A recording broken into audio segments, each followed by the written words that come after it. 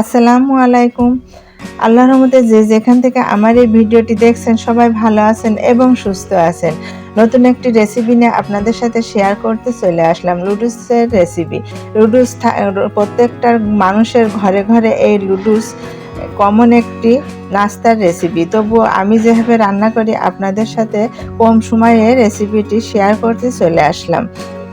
প্রথমে দেখতেই পারছেন দুটো ককোলা নুডলস নিয়েছি।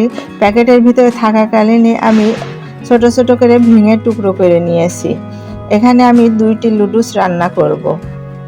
নুডলস সিদ্ধ করার জন্য চুলায় একটি কড়াই বসিয়ে পর্যাপ্ত পরিমাণে পানি বসিয়ে ফুটন্ত গরম পানি করে নিয়েছি। সামান্য 1 টেবিল চামচ মতো সয়াবিন তেল দিয়ে দিলাম, দেখতেই পেলেন।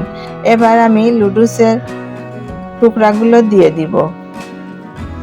2 থেকে 2.5 মিনিট সিদ্ধ করার পরে পানি ঝরিয়ে নিব। এবার স্প্যাচুলা দিয়ে হালকা নেড়ে আমি পানির সাথে মিশিয়ে দিচ্ছি যেন ভালোভাবে সিদ্ধ হতে পারে। সিদ্ধ হয়ে গেছে, এবার আমি পানি ঝরিয়ে নিব। নুডলসটা আমি ঝরিয়ে কড়াই ধুয়ে তেল দিয়ে দিয়েছি। তেলটা গরম হয়ে গেছে, এখানে আধা কাপ পেঁয়াজ কুচি দিয়ে দিলাম, আর দিয়ে দিব 1 টেবিল চামচ কাঁচামরিচ কুচি, আরও দিয়ে দিব 1/4 কাপ মটরশুঁটি ফ্রোজেন করা ছিল, তাই আমার সিদ্ধ করা লাগবে না, দিয়ে দিলাম। আর দিয়ে দিলাম 1/4 কাপ ছোট ছোট টুকরো করা চিকেন। একসাথে ভালোভাবে মিশিয়ে নেড়ে নিব। সামান্য পরিমাণ লবণ দিয়ে নিলাম, তাহলে ভালোভাবে সিদ্ধ হয়ে যাবে। এখানে 1 টেবিল চামচ মতো চিলি ফ্লেক্স দিয়ে দিলাম। বেশ কিছুটা সময় নাড়তে নাড়তে ভালোভাবে ভাজা হয়ে গেছে। এখন সামান্য পরিমাণ টালা জিরার গুঁড়া আর একটু গরম মশলার গুঁড়া দিয়ে দিলাম।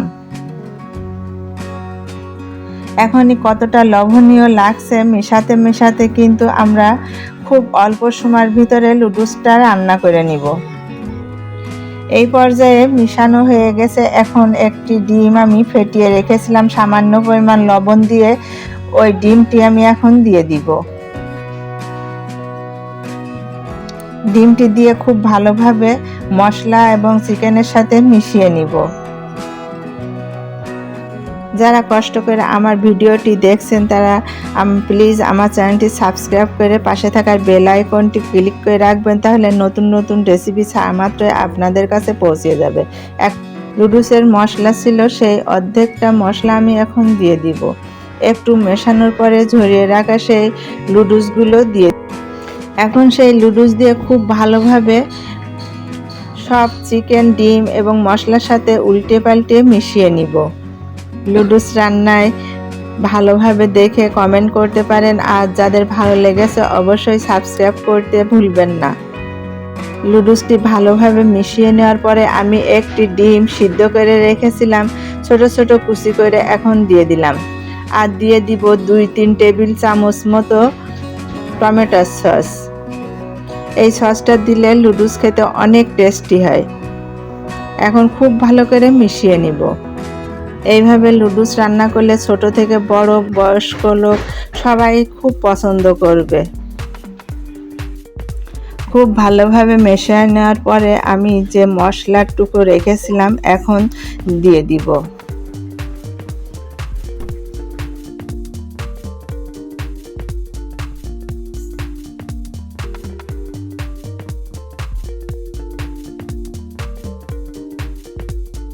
এবার মশলাটুকু দেওয়ার পরে আরও একটু সময় উল্টে পাল্টে খুব ভালোভাবে মিশিয়ে নেওয়ার পরে পরিবেশন করব।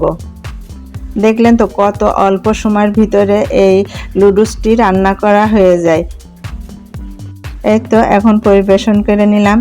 একটু ডেকোরেশন করার জন্য এর উপরে আমি টমেটো সস দিয়ে দিব। আপনাদের কাছে ভালো লাগলে অবশ্যই কমেন্ট করবেন। আবার অন্য কোনো ভিডিও নিয়ে আপনাদের সাথে শেয়ার করতে চলে আসবো। সেই পর্যন্ত সবাই ভালো থাকবেন, সুস্থ থাকবেন, আমার পরিবারের জন্য দোয়া করবেন। আল্লাহ হাফেজ।